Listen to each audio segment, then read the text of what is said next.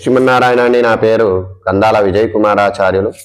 ఈరోజు మనం ఉత్తరా నక్షత్రం, ఉత్తర ఫల్గుని అని చెప్పి దీనికి పేరు కూడా ఉందండి. దీని గురించి తెలుసుకుందాం. ఈ ఉత్తరా నక్షత్రం 1వ పాదము సింహరాశిలో, మరి 3 పాదాలు కన్యా రాశిలో ఉంటాయండి.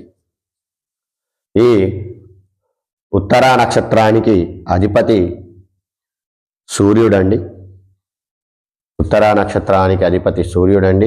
ఈ ఉత్తరా నక్షత్రంలో పుట్టినటువంటి వారు ఎలా ఉంటారు, వాళ్ళ గుణగణాలు ఏంటి అనేది మనం తెలుసుకుందాం. ఈ ఉత్తరా నక్షత్రంలో పుట్టినటువంటి వారు కోప స్వభావి అని చెప్పవచ్చును. రాచరిక జీవితం గడుపుతూ ఉంటారు. కాపాడడంలో నమ్మకమైనటువంటి వ్యక్తిగా ఉంటారు. అవసరమైనప్పుడు ఆదుకునేటువంటి తత్వం కలిగి ఉంటారు. జనాదరణ కలిగి ఉంటారు. పాప స్వభావం కలిగి ఉంటారు. విద్యావంతుడు అని చెప్పవచ్చు. చదువులో మంచిగా రాణించేటువంటి శక్తి కలిగి ఉంటారు. ఆకలి లేకపోవడం మరియు పేరు ప్రతిష్టలు, మంచి ఆరోగ్యము, డబ్బు కలిగి ఉంటారు. దేవుని పైన దయ స్వభావము కలిగి ఉంటారు. వీళ్ళు ధనవంతులు అని చెప్పవచ్చు. వీళ్ళ ఆకారం ఎలా ఉంటుంది అంటే నల్లగా ఉంటారు, పొడవుగా ఉంటారు. కుడి మెడ పైన పుట్టుమచ్చ, ముఖము లేక ఛాతి పైన పుట్టుమచ్చ కలిగి ఉంటారు. ఈ ఉత్తరా నక్షత్రం 1వ పాదంలో పుట్టినటువంటి వారు సంతోషకరమైనటువంటి మాటలు కలిగి ఉంటారు. ధైర్యం ఎక్కువగా ఉంటుంది. డబ్బు కలిగిన వ్యక్తి అని చెప్పవచ్చును. ఇక ఈ ఉత్తరా నక్షత్రం 2వ పాదంలో పుట్టినటువంటి వారు మాంసం అంటే ఇష్టపడుతూ ఉంటారు.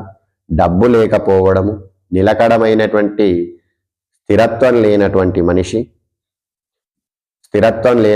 మనిషి, ఏదైనా కానీ నిలకడగా నిలబడేటువంటి తత్వము లేకుండా ఉంటారు.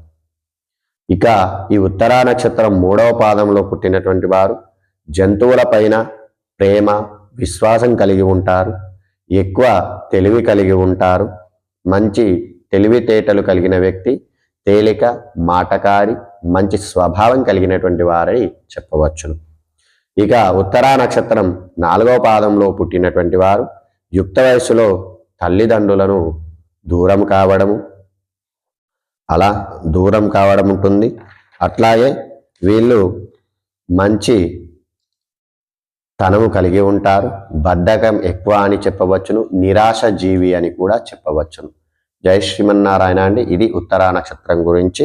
మరొక నక్షత్రంతో మీ ముందుకు వస్తాను. జై శ్రీమన్నారాయణ. నన్ను ఆదరిస్తున్న మీ అందరికి కూడా కృతజ్ఞతలండి. నా ఛానల్ని సబ్స్క్రైబ్ చేసుకోండి, లైక్ చేయండి, షేర్ చేయండి. జై శ్రీమన్నారాయణ.